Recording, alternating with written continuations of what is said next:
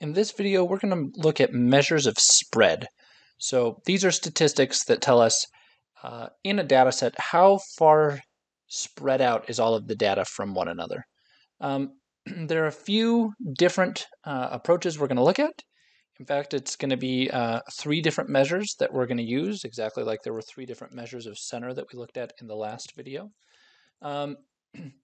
And one of the easiest ones, which is the one that I'm going to start with, is something called the range.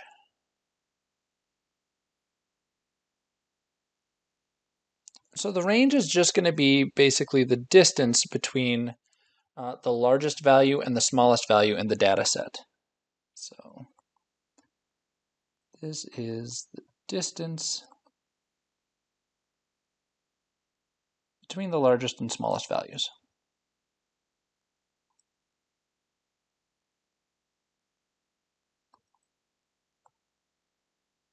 There's no special symbols for this. In fact, we're really not going to use this much going forward. We'll just use the word range. And the formula for it will just be, again, the largest value. And to find that distance between them is just going to be doing subtraction. So we'll take the largest value and we will subtract off the smallest value. And that'll give us a sense of how spread out the data is in this case. So, for example, if I have a high score on an exam, so if we're talking about exam scores again, and if the high score is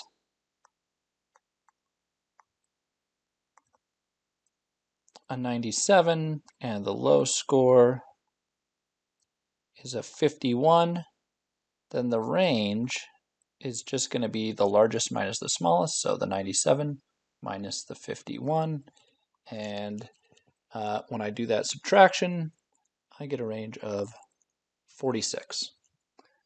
So pretty straightforward, not too bad, but this measure turns out to not be super helpful. And let me give you an example of some of the limitations of the range. So let's consider a class where, again, we're looking at exam scores in 2 classes in this case. So I want to look at the exam scores in 2 classes. Let's see. In the first class, let's say that the scores look like the following. Let's say that there was somebody that, so class 1, there was somebody that no-showed, so the score was a 0. And then there were maybe a bunch of people that got 75, 75, 75, 75, 75, and one person got 100. Okay, so that's one example. And in the other class, maybe the scores look like this. Maybe there is a 0, 21, 27. Actually, let me do not quite so many of these. Those are worse scores than I need. So let's do like a 31, 45. Let me do them in order here. A 55, 62, 77, I don't know, 81, and then a 100. If I look at these, in both cases, the low scores are down at this end, and the high scores are up at this end, and in both cases, the range is going to be 100 minus 0 for a range of 100. And that's true of both of these. They both had a high score of 100, a low score of 0. But which one actually has scores that are more spread out? If you look at the top one, all the scores other than this extreme value and this extreme value, the 0 and the 100, all the other scores were 75. They were all clustered very close together. Whereas in this other class, we still had the same high and low score as 0 and a 100, but the scores in between were also very spread out. So in reality, class 1 had scores clustered together.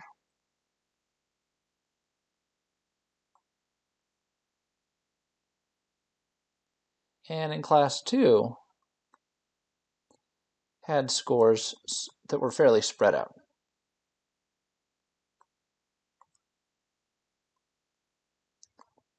And yet they gave us the same range. So our measure of spread didn't do a good job of capturing the difference in the spread of these two classes. And the reason is, so the problem is that the range only uses two values, the largest and the smallest. And those two values are, in general, the most likely to be outliers. In the case of class 1, those were kind of outlying scores. Everybody pretty much got a 75, one person got 100, one person got a 0. These scores are kind of outliers in the scheme of everything. So they only use two values, and those values are the most likely to be outliers.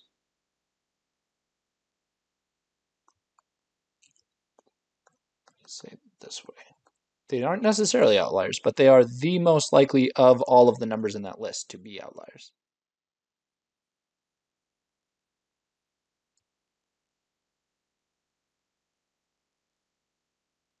Okay, so what's a better approach? How would we fix this?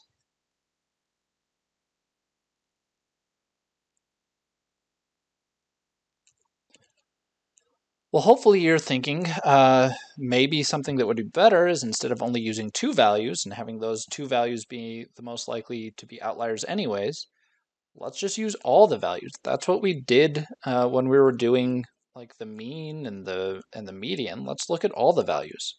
So I want to come up with a way that we can use all the values instead of just two. And this leads us to our two other approaches that we're going to look at to determine measures of spread. And these are variance and standard deviation, and they're related. So let's start with variance. Variance is going to be something that we'll see. We'll go through it, we'll compute the variance, and then I'll talk about why a lot of time we don't use variance as much as sort of our final result when we compare to standard deviation, which gets used much more frequently.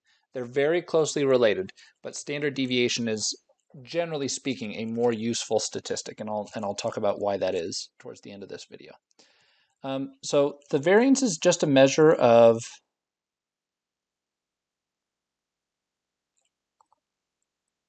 it's a measure of how different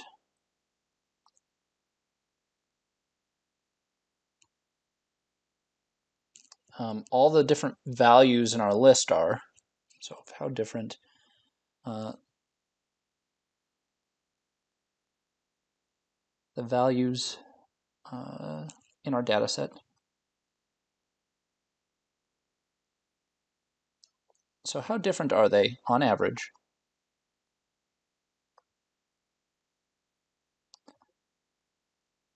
from the center?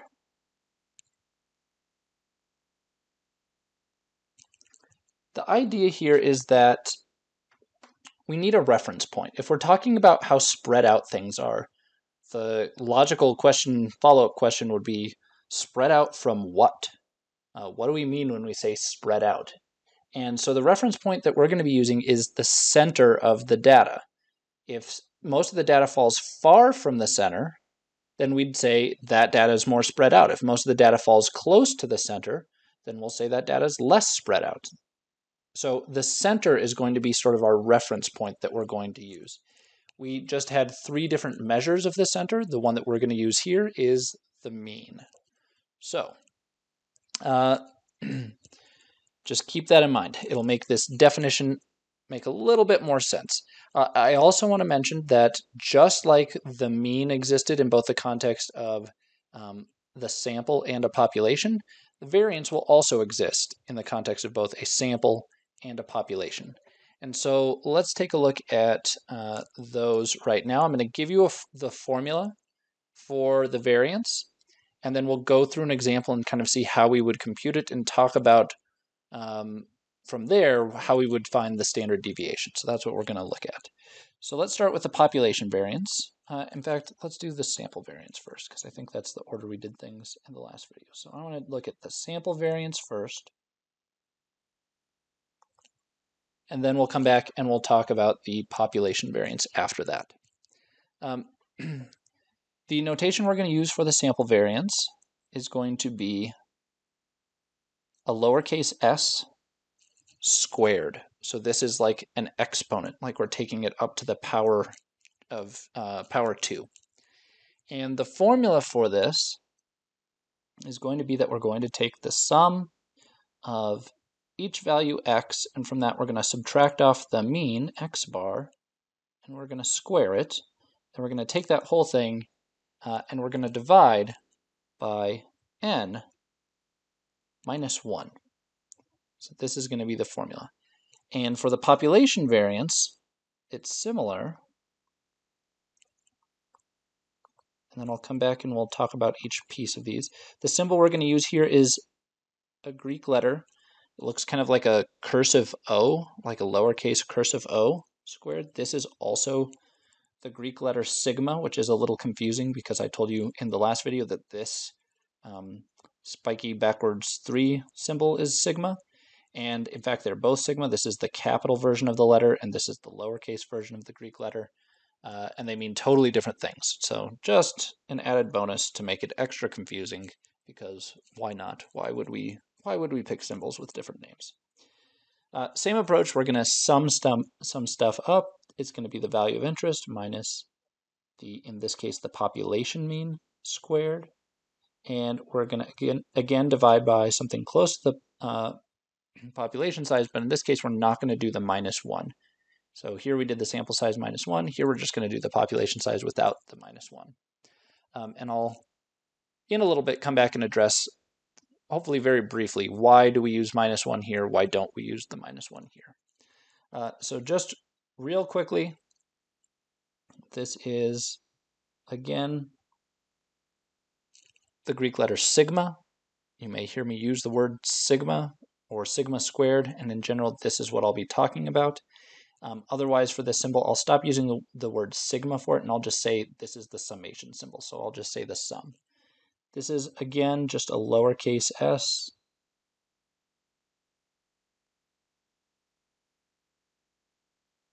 And both of them are being squared. That's part of the notation. Same thing over here. This symbol just means sum stuff up. We've got, in fact, let me give myself a little more room here. So let me put that over here. That says we're summing stuff up. Here are the actual values from our data set. This value right here is our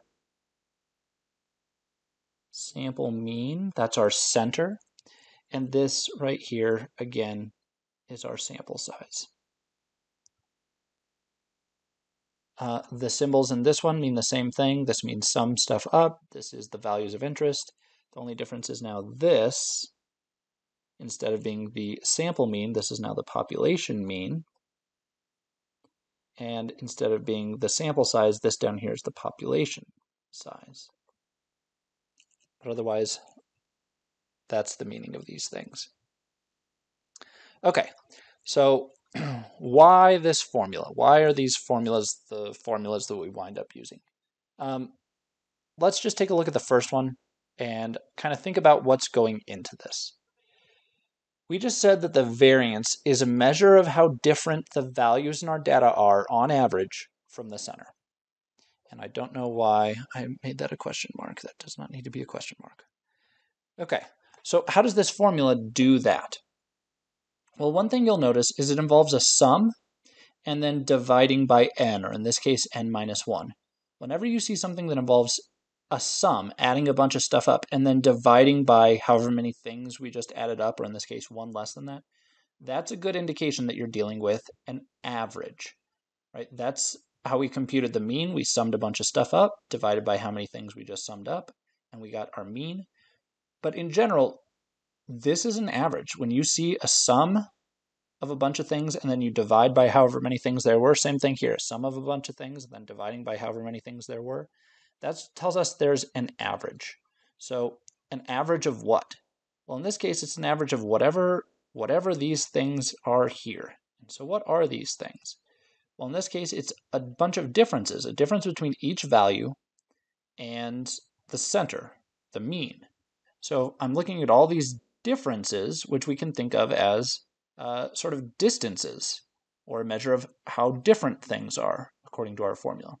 So we've got all of these differences, and we're taking an average of all the differences between all of our values and the center of the graph, or the center of our data. And that's exactly what this tells us we're going to be doing. So a measure of how different the values of our data are on average from the center. So here's our on average part, and here's the differences between each value and the center. And the last question is, okay, so why the square? What do we need the square for? We haven't accounted for why that square is there. So let's take a look in an example, and hopefully we can answer that question. Why is the square there? So in this example, I want to take a look at maybe these are daily high temperatures in Albuquerque in July. And so here are our temperatures. I'm going to put these all in a table so it's easy to see. Maybe we had a temperature of 100 degrees. Let me give myself just a little bit more room. 100 degrees Fahrenheit. Maybe we had a day that was 102, maybe a 101, maybe a 98, and a 99. So there's all of our temperatures. And I want to find how spread out these temperatures are. Well, looking at them just from the get-go, they're all pretty close to 100 degrees. So I'm not expecting these to be very spread out. The next question is, if I want to compute the variance, so I want to compute the variance, we need to figure out which variance we should be using. Should we be doing a sample variance or population variance? Well, looking at these temperatures, again, there's only 1, 2, 3, 4, 5 of them. If we're talking about high temperatures in July, a month that has 30 days, it must mean that this is just a sample. So I want to compute the sample variance based on the context of this. So compute the sample variance. Okay, so let me see if I can leave the formula for the sample variance up here in the window so we can use it while we set this all up. So the first thing I want to do is I want to figure out what the center is. I need to figure out what x bar is. So let me just come do this right here real quickly. I want to figure out what x bar is. So if I look at the average of these, we would get that average by summing them all up and then dividing by 5. And if you do that, you'll see that the average temperature is 100 degrees. Okay, so we've got our 100 degrees. You can kind of see this 102 balances the 98. Those two would average to 100 degrees. And same thing with the 101 and the 99. 1 degree above 100, 1 degree below 100. They would average to 100, and this one is also 100. So we wind up getting 100. And that means the next step is I want to take a look at all of the x minus x bar values. I want to look at all of the values that we are going to fill in right here that we're eventually going to square and then take the average of. So let's look at all of these values. I want to take the value of x, so you can think of these as being the x's, the temperatures, and the x bar, which was 100. So this first one's going to be 100 minus 100, which gives me 0. The next one I'll take x, which is 102, and I'll subtract x bar, which is 100. So the next one will be 102 minus 100. And that leaves me with 2.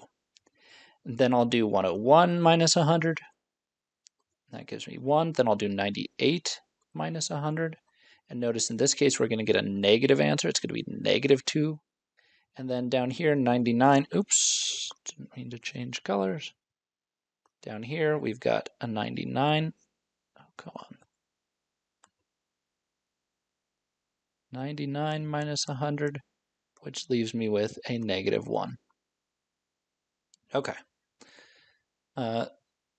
So instead of having to go up and down, let me just rewrite the formula over here so it's clear what we're doing. This is the formula I'm using just so I can kind of zoom down here and zoom in a little bit more. So all I'm doing is copying the formula from up above so that I can zoom down and we can just have this formula on the side. So this is the same formula I had written up there. Sorry, there we go. Okay, so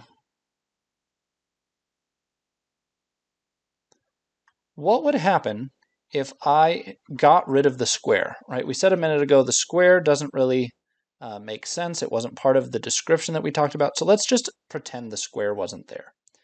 The next step would be, so I'm hypothetically momentarily pretending that that square isn't there. And I want to think about what would happen when we add all of these up, because that would be the next step. I would need to sum up all the x minus x bars. Well, here's all my x minus x bars. And what do we get when we sum them up? Well, I'll get 0 plus 2 plus 1 plus negative 2 plus negative 1. The 2 and the negative 2, those will cancel each other out. The 1 and the negative 1, those will cancel each other out. The 0 is not doing us any favors. And so if I take the sum, of x minus x bar, I get 0. Was that just a coincidence? Well, it turns out the answer to that question is no. That was not a coincidence. This will always happen. And it has to do with the definition of x bar.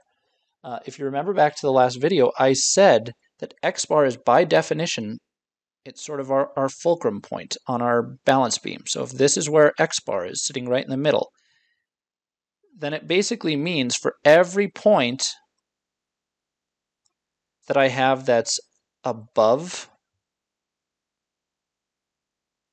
the mean, there's got to be some equivalent point to balance it below the mean. And when I add these differences, they'll always cancel each other out, because this one minus the mean will be a positive number. This one minus the mean would be the negative number, and they would cancel each other out. So I've got all of these positive weights on this side that exactly cancel out with all of these negative weights on the other side. And if the x bar was in a different place, it wouldn't be in the center anymore, and we wouldn't get that cancellation. So this has to do with kind of the definition of x bar. It's right in the middle, which means there's exactly as much stuff that's positive, kind of above the average, as there is stuff that's below the average in the same distances. And we wind up getting cancellation. So this will always sum to 0. And that's why we need to square things. The reality is, I don't care whether the points are to the right or to the left of x bar. I just care how far they are, right? If I'm talking about how spread out stuff is, I just want to know how far away it is. Is it really far away, or is it kind of close? I don't care if it's to the left or the right. That's not part of the question. The question is just how spread out it is in any direction. So if we don't care about the direction, that means we don't care about the sign. I want to get rid of these negative signs. I just want them all to be positive. So what's a way that we can get rid of all of the negative signs? We can square our numbers. When you square a number, the negative sign disappears. So for this first one, x minus x bar squared, I'm taking 0 and squaring it. That's still just 0. So 0 squared, 0 times 0 is still just 0. Then I have 2 squared, which is 4. I have 1 squared, which is 1. I have negative 2 squared, which is back to 4 again, and negative 1 squared, which is 1. And now you see, regardless of whether I'm 2 degrees above or 2 degrees below, I don't care. And once I square it, I get the same number in both cases, which shows that I don't care whether I'm to the left or to the right. And now we're ready to sum these up. So now I want to sum up all the x minus x bars squared. And when we do that, that's summing up this list of numbers that we've just generated. Here's all my x minus x bars squared. So let's sum them up. 0 plus 4 plus 1 plus 4 plus 1. So 4 plus 1, the 0 doesn't add anything. The 4 plus 1 gives me 5, plus 4 more is 9, plus 1 more is 10. We're up to 10. And now I have the entire top half of our formula. What I have written right here is exactly what we've got in the numerator of our formula. So the last thing I need to do to get our variance is rewrite the value that we just got and divide by n minus 1. And what is n in this case? N is 5, the total number of observations. So in this case, I'll get 10 on top. That's the numerator we just found right here. And now I need to divide by 5 minus 1, which is 4. So 10 divided by 4. And you get 2.5. So that is our variance, our sample variance for this list of temperatures. Okay. So far, so good.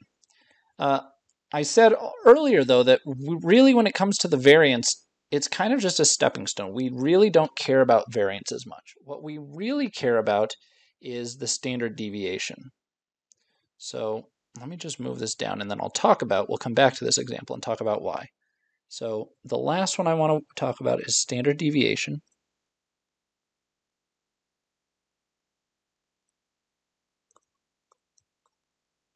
And the standard deviation is really straightforward. It's the variance with a square root. So we need to square root the variance.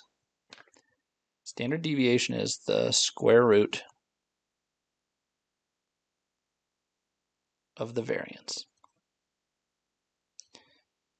And so remember, this symbol that we used up here, this little 2, that means we're squaring something. That means we're multiplying it by itself.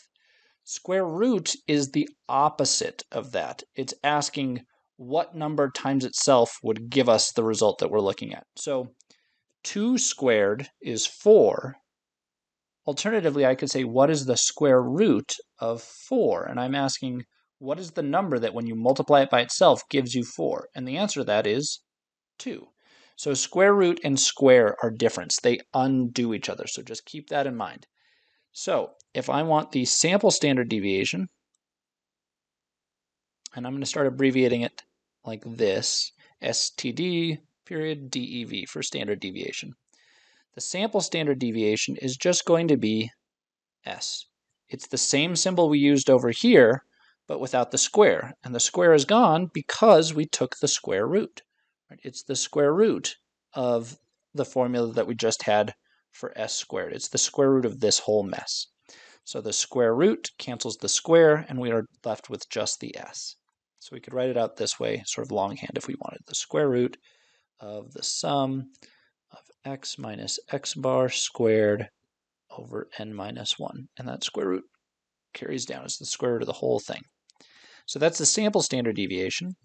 We also have the population standard deviation, which similarly is just going to be the symbol we used for the population variance way up here, but again without the square because we've taken the square root. So this is going to be the square root of that sigma squared term. So square root of the sum of x minus mu squared over the capital N. Okay, so why is the standard deviation better than the variance? Let's go back to the question that we just looked at and the result that we just got. I want to look at the result that we got for the variance. We got 2.5. And the question is 2.5 what? What are the units of this? So I want to go back and think about all the work that we did and actually keep track of the units. This is called dimensional analysis. We care about the units. The units are going to tell us whether or not this result makes any sense.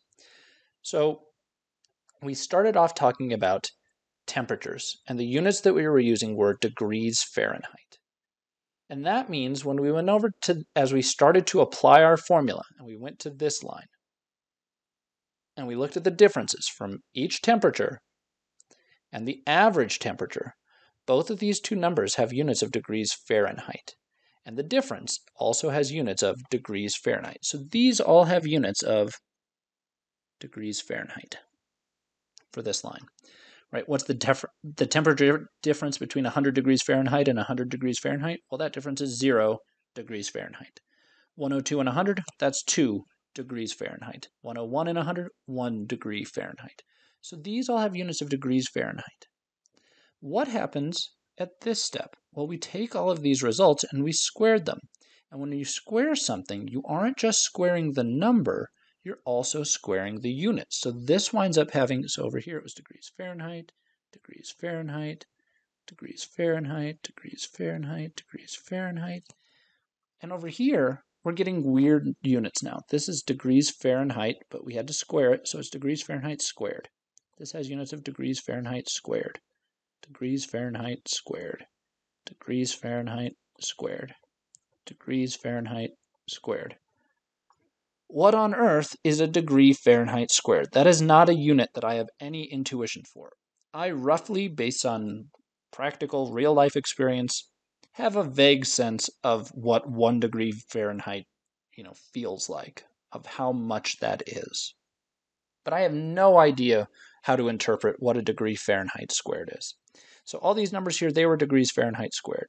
The next step was to take this list of numbers, the x minus x bar squareds, and sum them all up. So I'm summing up a bunch of things with these weird units, and I get a result that has these same weird units, degrees Fahrenheit squared. And lastly, we divide by n minus 1. That was the last step. So we divided by n minus 1. This still had units of degrees Fahrenheit squared. This still had units of degrees Fahrenheit squared. And the units of this denominator, they're unitless. It's just a number. How many things were there in the list? Right? It was 5. There are no units attached to that. 5 things in the list. So it doesn't change the units at all. So at the end of the day, the result that we got right here has units of degrees Fahrenheit squared. And again, my final result for the variance, 2.5 degrees Fahrenheit squared, gives me something that I don't know how to interpret. I don't know what that means. So how do I change this back to something that has units that make sense? Well, take the square root.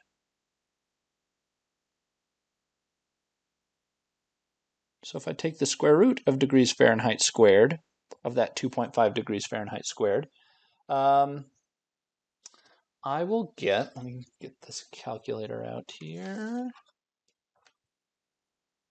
What do we get? What do we get?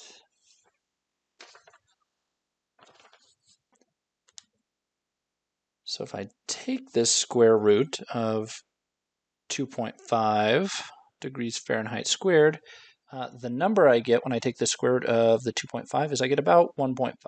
So let me change that to approximately. But when I take the square root of degrees Fahrenheit squared, the square root and the squares cancel, and I get back to normal units, just degrees Fahrenheit. This is a result that makes sense. This result is the variance. This result is the standard deviation. The standard deviation has units that make sense. What it's telling me is, on average, these temperatures here are about 1.5 degrees on average away from the average temperature, which was 100 degrees. So they're about 1.5 degrees off on average. That's what we're looking at, which tells me they're not that spread out. Right? If this number had wound up being like 10 degrees Fahrenheit, then I know that I'm getting quite a bit of variation. Right? Some days maybe we're 110 degrees, some days we're maybe only 90 degrees, right? We're getting a lot more fluctuations. The larger the number, the more spread out the result. So that is the idea in this particular case. The last thing that I want to mention, just real quickly, and I don't want to spend a bunch of time on it, but I mentioned I would come back and address the difference of why did we do n minus 1 here, but n here. So why does one have a minus 1 and the other one doesn't? So the last question, why n minus 1 versus just capital N? And the idea is this has to do with something called degrees of freedom, and this concept will come up later in this course. And let me give you just kind of a really quick rundown of what it's related to. In this particular case, the idea of a degrees of freedom is that when it comes to a sample versus the population, when we compute x bar versus mu, the average of our list of numbers, one of them is what it is. The average high temperature in July is just some number. It was what it was. We don't have control over it. But for x bar, we have a little bit of control over it in the sense that if I'd taken instead of taking these 5 days, if I took 5 different days, I'd probably get a different value of x bar. And once we find x bar, it relies on these 5 temperatures that we took. So we're using all 5 pieces of information that we have to figure out what x bar is. But then I'm using all 5 temperatures again to figure out what the differences between x and x bar are. And this is the same issue that actually led to us getting 0 here. I don't really have control over this. By definition, x bar is exactly in the middle of all of these x's. Once you specify what x's you're using, you lose control over x bar. We've picked x bar based on what the values of x are. But we're trying to treat them like 2 different pieces of information. We have our x's and our x bars, and we're trying to use them both. But in reality, once you pick 5 x's, we've determined what x bar has to be. Alternatively, I could give you just 4 of these. So think of it that way. If I gave you 4 of these, if I did not give you day 1, let's say that this day 1 number was gone from the list. I told you it's a mystery temperature. But if I told you the temperatures on the 4 other days were 102, 101, 98, and 99, and I also told you that the average temperature was 100, we could figure out what that day has to be. Well, 102 and 98, those 2 things average to 100. 101 and 99, those 2 things average to 100. So far, the average of these 4 numbers is 100. That means that the last number also has to be 100. If it was more than 100, this average would creep up. If it was less than 100, this average would creep down. So by picking both x bar and then just 4 of the days, we can figure out exactly what the 5th day has to be. They aren't independent of one another. And this is the idea behind degrees of freedom. We're treating it like we kind of have 6 pieces of information, the 5 values of x plus the 1 value of x bar, when in reality we have 1 less than that. We always have 1 less than what we think. And so that's why in the case of the sample, we subtract 1. We have 1 less degree of control than we actually might think at the beginning. So one answer has to do with degrees of freedom. And as a result of that, it relates to another concept. The whole point of computing a sample standard deviation or a sample variance, again, is to predict the population value. We never compute the sample for the sake of the sample, right? Why would I be interested in just these 5 days? The idea is I'm really interested in July, and I just picked 5 days to make my life easier so I didn't have to look at all 31 days in July. So if I just pick these 5 days, the hope is that the result, whatever I can glean from these 5 days, that will be a good reflection of the whole entire month as a whole. So the point of finding S in this case is just as a means of trying to predict this value of sigma. This is what we really want. S in practice is always used just to be a prediction for sigma. And it turns out that if I didn't have this minus 1 here, S would consistently be a bad prediction for sigma. And it would be what we call a biased estimator. It wouldn't give a good estimation. And in fact, it would very consistently underestimate the true variance. And so to get around that, we change the denominator here to be n minus 1. When you divide by a slightly smaller number, the overall number gets slightly bigger, right? If I took 1 and I divided it by 5 versus the number 1 and I divide it by 4, which one is bigger? Well, you can do it on a calculator. This is going to give me 0.2. This is going to give me 0.25. So by making the denominator a little bit smaller, the overall number gets a little bit bigger. And it turns out that that -1 is the exact correction we need to make this number be a good estimator for this number, so that S becomes a good predictor of sigma. So that is the other kind of reason, and it's related to the idea of degrees of freedom. But it makes S what we call an unbiased estimator.